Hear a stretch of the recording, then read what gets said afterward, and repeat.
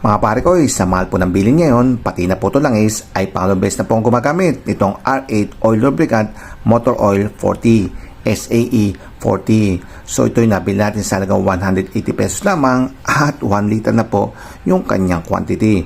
Di po ba ang mura lamang?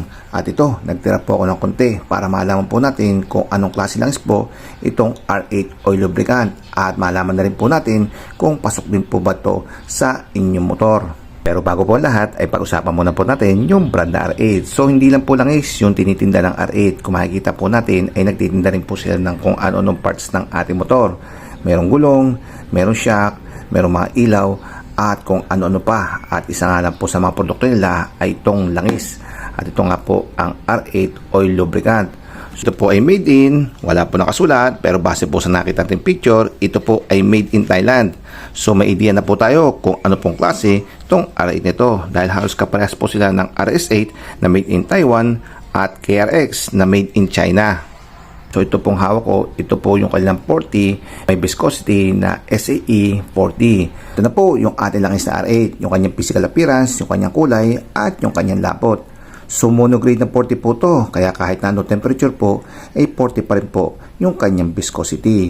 So very good po to sa mga maiinit na panahon, tulad po ngayong summer. Kaya good na good po tong gamitin. Pero nga lang po yung kanyang amoy talaga is amoy industrial oil. Kaya siguro medyo mura po to dahil hindi nga po siya masyadong na-refine. At yung kanyang jaso ay MA. Ibig sabihin po niyan, yung langis na to ay nakadesign po para po sa mga wet clutch na motor. Kumbaga yung clutch po ay nababasa ng langis. So hindi po to nakadesign sa mga dry clutch na motor. Yung mga scooter po ba. And then yung kanya namang API ay SG. So from 1988 po na motor up, ayun, pwede po itong langis na to. At para nga po to sa mga old design na engine. Kaya very good nga po to sa ating motor na si Rusi. At yung kanyang oil base, sabi po rito, siya daw po ay synthetic.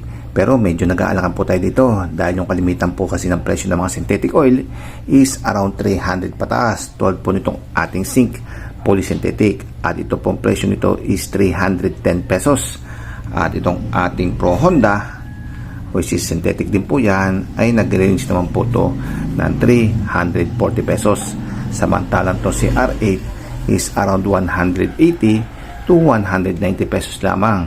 Di po ba? So napakamura kung ito po ay totoong synthetic. So malalaman po natin yan pag pinaandar po natin tong ating motor.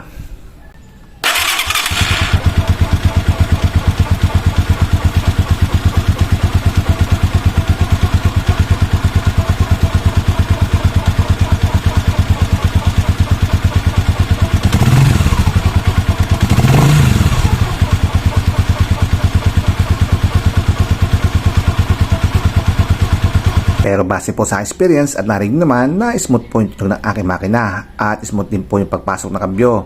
At take note na 15 years old na po yung aking motor na si Rusi. At kung pagbabasihan ko naman po kung may detergent po to o wala, nakita ko naman po na nangitim to langis. Ibig sabihin po lahat po ng carbon ng aking makina ay sumama na po sa langis. Kasi ito po yung before at ito po yung after. Ngunit kahit maganda po yung feedback nito ay hindi ko po ito nirekomenda sa mga masiselang motor at nirekomenda ko naman po ito sa mga hindi masiselang motor tulad po ng motor nating si Rusi. Dahil po sa mga katalanan to, unang-una po dyan ay baka hindi po ito pasok sa inyong specification na nire-record po sa inyong motor dahil ito po ay monograde lamang at ang kailangan po ng inyong motor ay kalmitan ay multigrade. Then pangalo po ay hindi po tayo masyadong satisfied sa kanyang amoy dahil amoy nga po siyang industrial oil. Hindi po tulad ng mga well-known brand na wala pong amoy. And then lastly ay hindi pa po natin masyadong kilala itong R8 oil lubricant kukumpara po natin sa mga well-known brand na to. So yung mga pare ko, pero nasa inyo pa rin po yung huling desisyon dahil motor nyo po yan at kayo pa rin po yung magde-decide kung gagamit o hindi kayo nitong R8 oil lubricant. So ito mga pare ko, kung hindi po masira ng inyong motor, I do recommend na pwede po kayong gumamit ng R8 lubricant 40 SAE 40 motor oil. So ito, makakatipid po kayo at maganda po yung feedback sa atin ito.